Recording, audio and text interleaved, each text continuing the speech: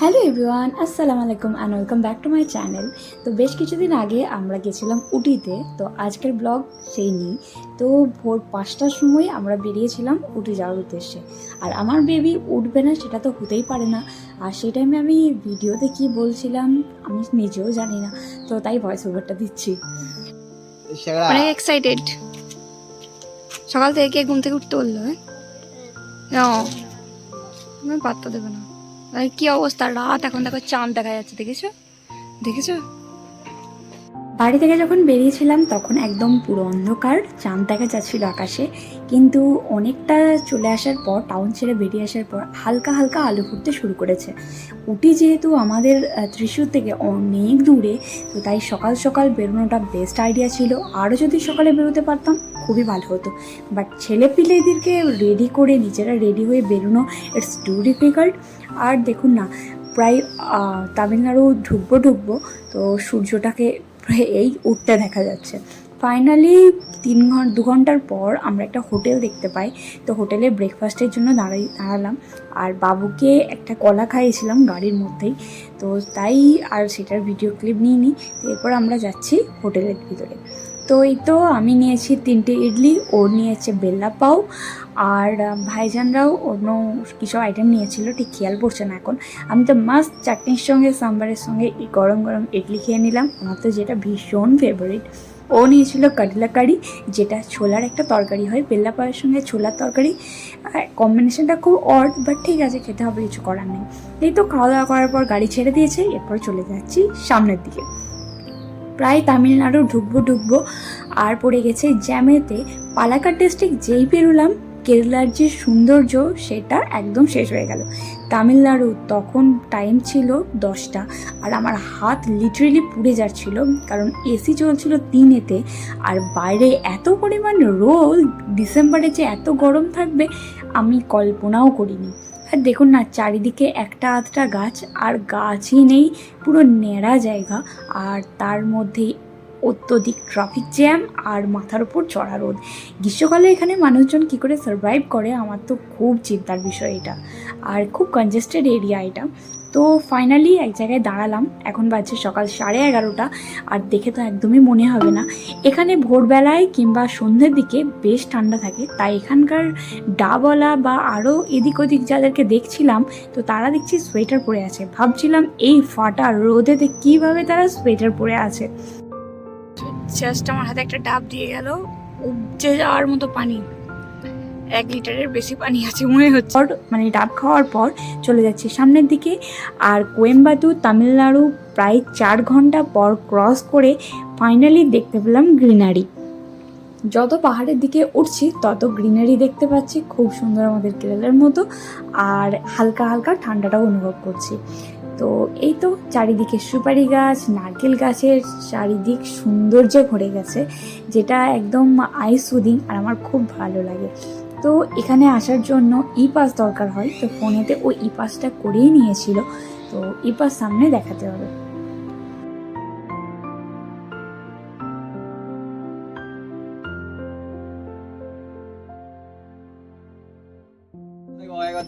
চারিদিকে সবুজ পাহাড় দেখতে দেখতে ফাইনালি ই পাস চেকিংয়ের জায়গায় চলে এলাম, কিন্তু ফোনেতেও ই পাস করে নিয়েছে।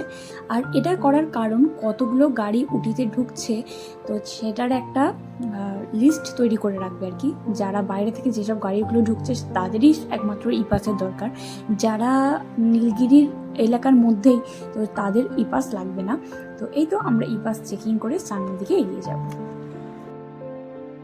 ফাইনালি আমরা পাহাড়ের রাস্তা ধরে ফেলেছি। আর ডিসেম্বরে উঠে আসার একটাই কারণ ছিল, কারণ এবছর আমরা ওয়েস্ট বেঙ্গল যেতে পারিনি, আর তাই ঠান্ডাটাকে খুব মিস করছিলাম। ঠান্ডা তো খেতেই হবে, এটা একটা ম্যান্ডেটরি ব্যাপার, তাই ডিসাইড করলাম সবাই মিলে যে উটি যাব। তো ক্রিসমাসের আগে উটি যাওয়াটা খুব দরকার ছিল, কারণ রাশ তখনও প্রচুর পরিমাণ ছিল, বাট ক্রিসমাসের ছুটিটা হয়ে গেলে প্রচুর রাশ বেড়ে যেত। তো তাই আমরা 15ই ডিসেম্বর গেছিলাম, আর এত সুন্দর ঠান্ডা ঠান্ডা হাওয়া আমরা পাচ্ছিলাম, তাতেই মন প্রাণ সব ভরে যাচ্ছিল। এসির হাওয়া পুরো বন্ধ করে দিয়ে চারিদিকে জানলা খুলে দিয়েছিলাম, আর সুন্দর হাওয়া উপভোগ করছিলাম। দেখুন না, ঝর্ণাটা কি সুন্দর, আর এত জায়গাটা সুন্দর যে আমি কতবার যে সুন্দর বলবো হার শেষ। তো একটা দোকানে দাঁড়ালাম পাহাড়ের উপরে 3-4 ঘন্টা ওঠার পর। তো সেখানে বাবুকে একটু খাওয়ালাম আর এদের সোয়া চান আর কিছু সব খাওয়া হচ্ছিল, এখন ঠিক মনে নেই। তো এই তো গাড়ি ব্যাক করে এরপর আমরা সামনের দিকে আগে গিয়েছি। মাঝে মাঝে একটা ওয়াটারফল পড়ছে এত সুন্দর যে আমি যখন ফোনটা বার করে ফটো ক্লিক করব সেই টাইমেই পেরিয়ে চলে যাচ্ছে। এই তো চা বাগান দেখতে পেয়েছি, এতেই মন শান্তি। কদিন আগে নীলাম্বতী গিয়েছিলাম, নীলাম্বতীতেও খুব সুন্দর চা বাগানের ভিউ ছিল, বাট উটির সৌন্দর্য আর একটা আলাদা রকম। দেখতে দেখতে 2টো বাজছে আর আমরা উটি টাউনে ঢুকছি। আর 2টো বাজছে বোঝাই যাবে না, চারিদিক কুয়াশায় অন্ধকার আর ঠান্ডার পরিমাণটা খুব বেড়ে গেছিলো। প্রায় তখন 18 কি 19 ডিগ্রি সেলসিয়াস শুরু হয়ে গেছিলো।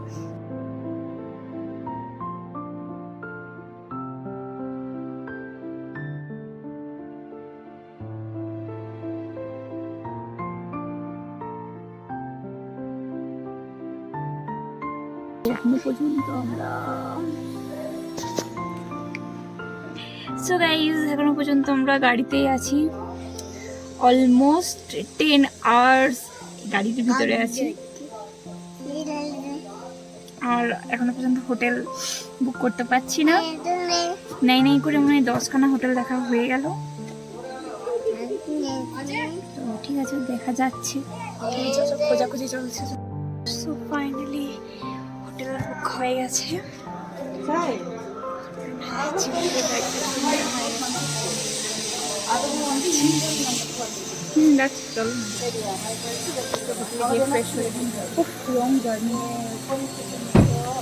তো এটা হচ্ছে আমাদের রুম আপাতত। একটা কাবার্ড নেই, সে যাই হোক বাদ দাও। আর এটা হচ্ছে এই যে বাপ্পাটা কার্ডলিং করছে। এই 2টো জানালা, এদিকে জানালা, হ্যাঁ ওই ওই ওই সো এইদিকে আছে মিরর, এটা টয়লেট, আছে টিভি, এদিকের ভিউ কিছুই নেই এদিকে। অ্যান্ড এদিকে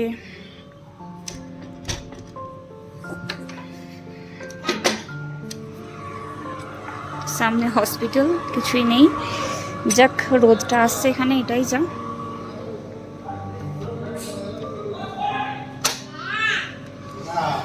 রোদ আসছে।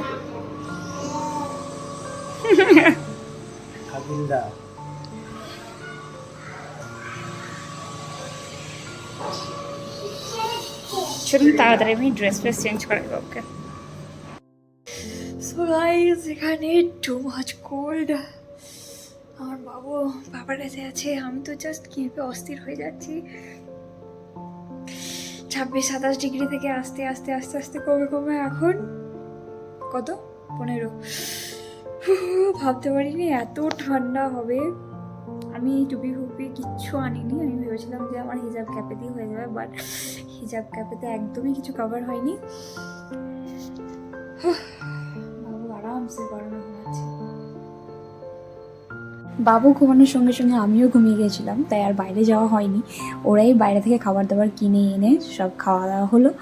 আর এনেছিল তন্দুরি চিকেন, পরোটা, প্লেন রাইস ছিল, একটু বাবুর জন্য ডাল ছিল। তো এগুলোই রাত্রেবেলায় টুকটাক খাওয়া দাওয়া করলাম আমরা। হ্যালো গাইজ, আমাদের খাওয়া দাওয়া হয়ে গেছে একটু আগে। দেন সব কত কাণ্ড করে ফাইনালি আমরা এখন বিছানায়। মা বেটাই আজকে প্রায় 3 ঘন্টা ঘুমিয়েছি। তো আমাদের তো ঘুম আজকের মতো শেষ, কাইন্ডু। পাপা ঘুমায়নি, পাপার এখন সারা রাত কা হবে। কি আজকে কোথাও বেড়াতে তো যাওয়া হলো না, যা হবে কাল সকালে। সো আজকের ব্লগটা এখানেই শেষ করছি, দেখা হবে একদম কালকের ব্লগে। তো see you, bye bye, good night, আল্লাহ হাফেজ।